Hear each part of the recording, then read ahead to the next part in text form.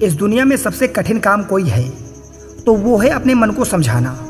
मन की चाल को समझने में बड़े बड़े तपधारी ऋषि मुनि असफल हो गए और सैकड़ों वर्षों की उनकी तपस्या भंग हो गई। कभी ना कभी आपको भी यह ख्याल जरूर आया होगा कि आप जो कार्य करना चाहते हैं आपका मन उससे विपरीत कार्य के प्रति अधिक झुकाव रखता है।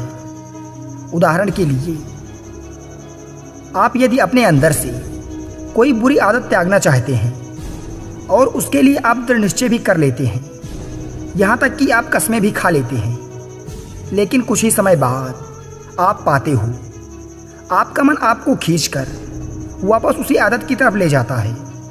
हम चाहकर भी उन गंदी आदतों को छोड़ नहीं पाते, लेकिन सिर्फ एक बार हम यह समझने में सफल हो जाएं कि हमारा मन हमें उलझाने के लिए कैसी कैसी चालें चलकर हमें अपने जाल में फंसाता है, तो हम अपने मन की चाल में ना फंसते हुए कोई भी बुरी आदत को छोड़ सकते हैं और अपने जीवन में कोई अच्छी आदत शामिल भी कर सकते हैं। जैसे सुबह ब्रह्म मुहूर्त में जल्दी उठना, अपनी दिनचर्या में शारीरिक व्यायाम जो कि हमारे शरीर को निरोगी रखने में मदद करता है, या कोई भी ऐसा काम जो हमारे जीवन को ऊंचाई तक ले जा सके और जिसे करने में हमें आलस्य आता है, क्योंकि हमारी आदतों के पीछे मूल बिंदु हमारा मन ही होता है और हम उसे ही नज़रअंदाज करके चलते रहते हैं और फिर बाद में पछताने के सिवा हमारे हाथ कुछ नहीं लगता। आज जो कहानी मैं तुम्हें सुनाने जा रहा हूँ उससे आप यह समझ पाएंगे कि आपका मन आपको ही फंसाने के लिए कैसी कैसी चालें चलता है और इसके बाद आप अपनी आदतों में बदलाव कर सकते हैं। एक बार एक वाचाल शिष्य एक आश्रम में शिक्षा ग्रहण करने के लिए गया हुआ था। वह शिष्य गुरु द्वारा कही बात को कम सुनता था, परंतु अपनी बात कहने में हमेशा उत्सुक रहता था। एक दिन गुरु सभी विद्यार्थियों को ध्यान का महत्व समझा रहे थे। ध्यान किस प्रकार किया जाता है और ध्यान करने से क्या लाभ होता है, इसी पर चर्चा चल रही थी। आश्रम के सभी शिष्य मौन होकर अपने गुरु की बातें सुन रहे थे। गुरु उन्हें समझा रहे थे कि आप किस प्रकार ध्यान करते हो, लेकिन ध्यान की गहराइयों में जाने के लिए आपको अपने मन को शून्य करना होगा।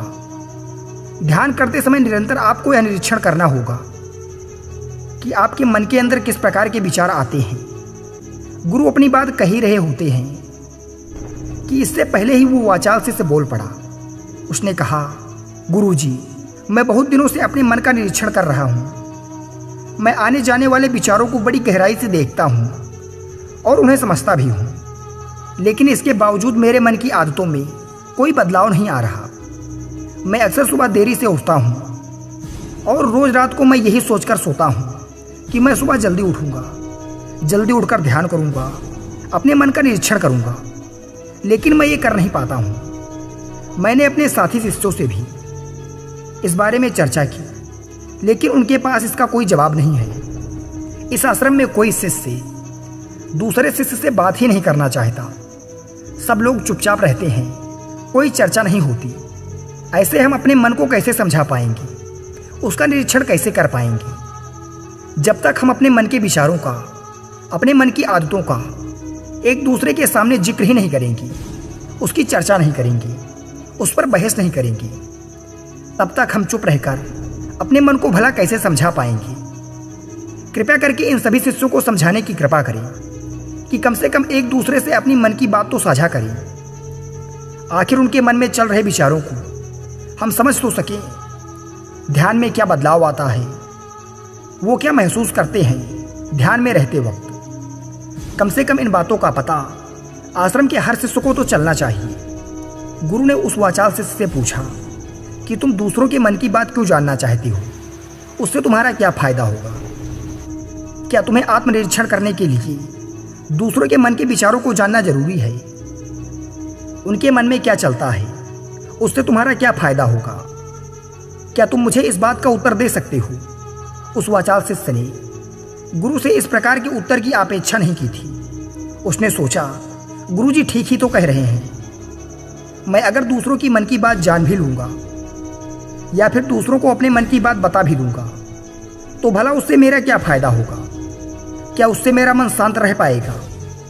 वो वाचाल शिष्य अपने ही द्वारा किए गए प्रश्न में उलझ चुका था। उसके पास कोई उत्तर नहीं था, लेकिन फिर भी उसने दूसरों के सामने अपनी बात को ऊंचा दिखाने के लिए गुरुजी से पूछा, गुरुजी अगर हमें ये पता चलेगा कि दूसरों के मन में क्या विचार चल रहे हैं और उन विचारों का वो ध्यान में जाकर किस प्रकार निरीक्षण करते हैं, तो इससे हमें भी ध्यान लगाने में आसानी रहेगी। हम भी अपने ध्यान में उसी प्रकार अपने विचारों का निरीक्षण कर पाएंगे, अपने मन को समझा पाएंगे। क्या आपको नहीं लगता कि गहरा ध्यान लगाने के लिए किन बातों का ध्यान रखा जाए, किस प्रकार अपने मन का निरीक्षण किया जाए? इस बात की चर्चा करने से दूसरे शिष्यों का भी भला हो सकता है। गुरुजी ने उससे पूछा कि चलो मान लो कि कोई शिष्य गहरा ध्यान लगा पाता है, अगर वो तुम्हें अपनी मनोदशा बता भी दे कि किस प्रकार वो अपने मन का निरीक्षण करता है, अपने विचारों का निरीक्षण करता है, तो तुम्हें क्या लगता है कि ये जानकर तुम भी गहरे ध्यान में उतर पाओगे? अगर तुम ऐसा सोच रहे हो तो मैं तुम्हें एक बात बता दूं कि तुम अपने ही मन के बनाए गए जाल में खुद फंस जाओगे। अगर तुम्हें कोई ऐसी प्रक्रिया पता चल गई कि गहरे ध्यान में किस प्रकार प्रवेश किया जाता है, तो तुम्हारा मन उसी प्रक्रिया का अनुसरण करने की कोशिश करेगा। तुम वर्तमान में उपस्थित होकर अपनी मनोदशा नहीं समझ पाओगे, बल्कि तुम्हारा मन तो उस प्रक्रिया के विचारों में ही उलझा रहेगा। तुमने अपने मन को एक काम दे दिया करने के लिए और तुम्हारा मन उसी काम को करता रहेगा।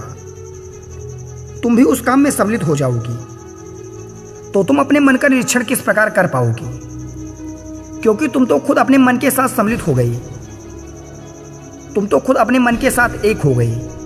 गुरुजी ने बताया कि तुम अपने मन को तभी समझा सकते हो जब तुम अपने मन से अलग होकर अलग मन को देख पाओ, अपने मन की चाल को दूर से खड़े होकर समझ पाओ।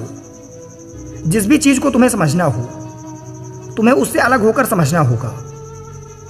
अगर तुम उसके साथ एक हो गई तो तुम उसे कभी नहीं समझ पाओगी, तुम उसके साथ सम्मिलित हो जाओगी। जिस प्रकार तुम अपने विचारों को समझने की कोशिश करते हो, लेकिन विचारों को समझते समझते तुम अपने ही विचारों में खो जाते हो। कभी अनुभव किया है तुमने? शिष्य ने हाँ में सर हिलाते हुए कहा कि गुरुजी, जब भी अपने विचारों का निरीक्षण करता हूँ तो ऐसा ही होता है, मैं अपने ही विचारों में खो जाता हूँ। कुछ समय बाद मुझे ध्यान आता है कि मैं अपने विचारों का निरीक्षण कर रहा था, तो उसके बाद फिर से मैं अपने विचारों का निरीक्षण करने लगता हूँ, लेकिन कुछ समय बाद मैं फिर अपने विचारों के साथ मिल जाता हूँ। गुरुजी ने सभी शिष्यों को समझाते हुए कहा कि जिस प्रकार एक गुस्से से भरा हुआ आदमी कभी भी अपने गुस्से का निरीक्षण नहीं कर पाता, क्योंकि वो खुद अपने गुस्से के साथ एक हो जाता है। वो अपने गुस्से को ही अपना अस्तित्व मान लेता है और इसीलिए वो कभी नहीं देख पाता कि गुस्सा उसके मन को किस प्रकार प्रभावित कर रहा है, किस प्रकार ये गुस्सा उसके मन को दुखी कर जाएगा। वो कभी नहीं देख पाएगा, क्योंकि उसके पास वो कला नहीं है कि वो अपने गुस्से को अपने से अलग करके देख पाए। इसी चीज के लिए सारे अभ्यास बने हुए हैं, ताकि तुम एक दृष्टा साक्षी बनकर सभी चीजों को उसके परिपूर्ण, उसके असली स्वरूप में देख पाओ। और जब तुम सभी चीजों का, सभी विचारों का असली स्वरूप देख लेते हो, तब तुम्हें पता चलता है कि ये सब आने जाने वाली चीजें हैं, लेकिन चेतना हमेशा इंसान के साथ रहती है, वो कभी नहीं मरती। चेतना किसी भी चीज से कभी बांधी नहीं जा सकती। चेतना तुम्हारा होश है, तुम्हारे निर्णय लेने की शक्ति है, दूसरी चीजों को उनके अलग स्वरूप में देख पाने की कला तुम्हें तुम्हारी चेतना से ही मिलती है। जितनी प्रकट तुम्हारी चेतना होगी, उतने ही अच्छे से तुम खुद को देख पाने में सक्षम हो पाओगे। इसलिए अपने चेतना को ऊपर उठाने का काम करो, ताकि तुम अपनी चेतना से किसी भी चीज का असली स्वरूप देख पाने में सक्षम हो पाओ। शिष्य ने पूछा कि गुरुदेव, आपकी बातें कुछ कुछ तो समझ में आ रही हैं, लेकिन एक बात समझ से परे है कि अपनी चेतना को ऊपर उठाने के लिए, अपने आप को ज़्यादा होश में रखने के लिए हमें क्या करना होगा। इस पर चर्चा करते हुए गुरु ने बताया कि तुम मौन होकर, चुप होकर सिर्फ अपने विचारों को, अपने मन की प्रक्रियाओं को, अपने अनुभवों को देखना शुरू करो। तुम्हारे अनुभव आते हैं, तुम्हारे अनुभव चले जाते हैं, वो अनित्य हैं, वो हमेशा हमारे साथ नहीं रहने वाली। लेकिन हमारा मन उन्हीं अनुभवों को पकड़ने की कोशिश करता है। जब तुम्हें कोई अच्छा अनुभव होता है तो तुम्हारा मन चाहता है कि तुम्हें बार बार वही अनुभव हो, और उसी अनुभव को लेने के चक्कर में तुम्हारा मन तुम्हें फंसाता चला जाता है।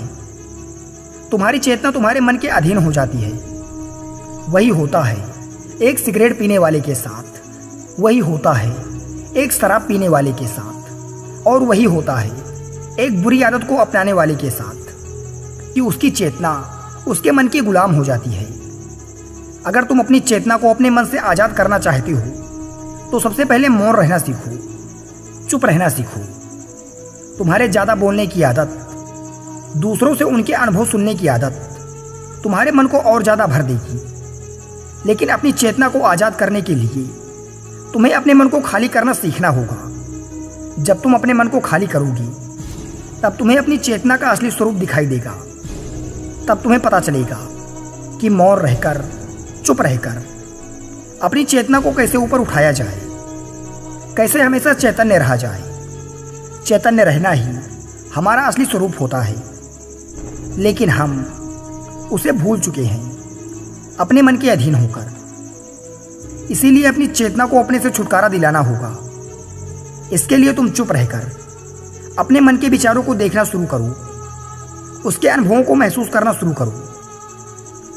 जब तुम अपने मन के साक्षी हो जाते हो, अपने मन के दृष्टा हो जाते हो, उसे देखने और समझने वाले हो जाते हो, तो तुम्हें पता चलता है कि तुम्हारे मन से एक विचार जाता है तो दूसरा आ जाता है, और जब दूसरा जाता है तो तीसरा आ जाता है।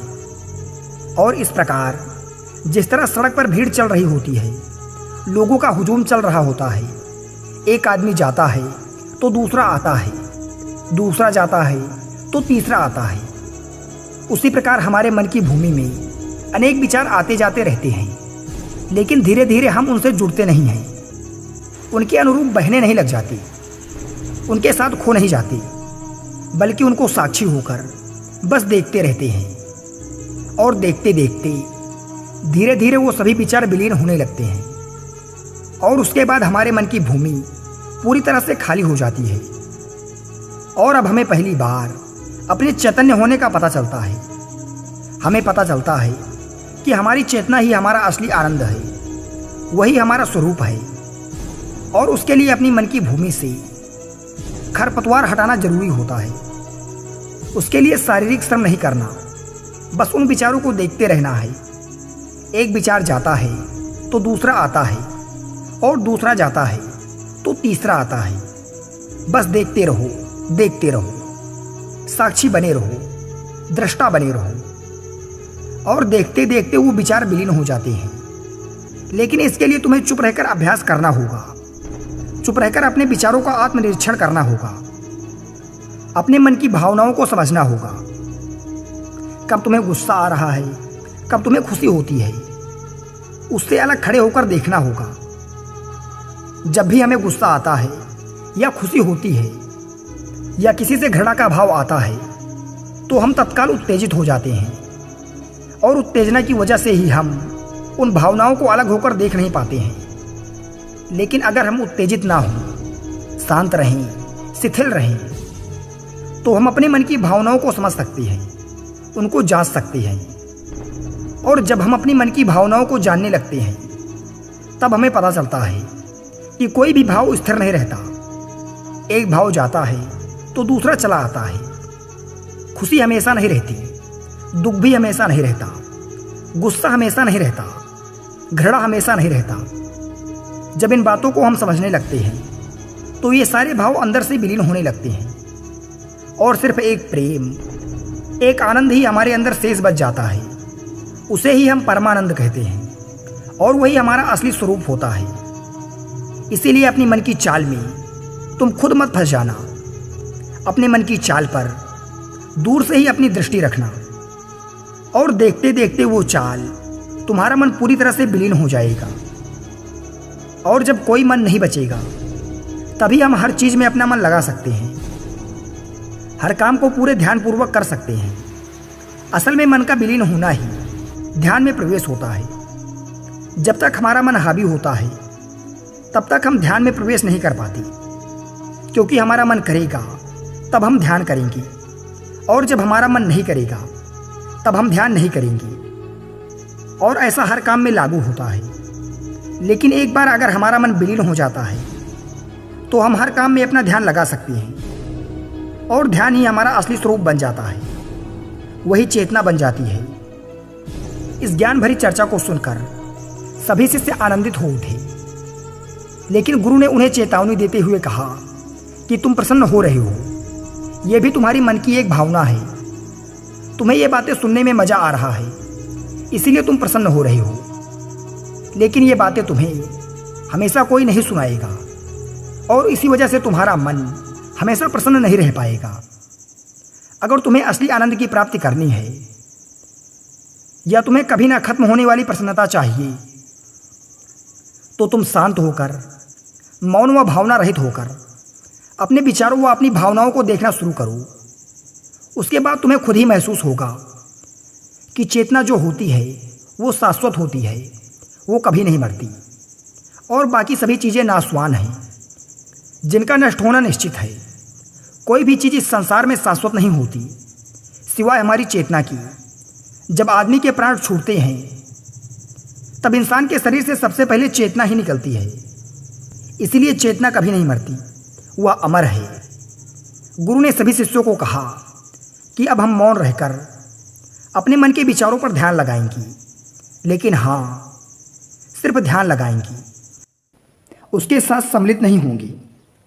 बस उस पर दूर से खड़े होकर अपनी दृष्टि गड़ाए रखेंगी। यह थोड़ा कठिन है, परंतु अभ्यास करने से तुम इसमें पारंगत हो जाओगी। इसके बाद गुरु के साथ सभी शिष्य ध्यान में चले गए। साथियों, आशा करते हैं कि आप हमारी कहानी के माध्यम से ध्यान और मौन का महत्व तो समझ पाए होंगे और वास्तव में आपने इस कहानी से कुछ सीखा तो हमारे चैनल को सब्सक्राइब जरूर करें, क्योंकि हम ऐसे ही प्रेरणादायक वीडियो आपके लिए हमेशा लाते रहेंगे। धन्यवाद।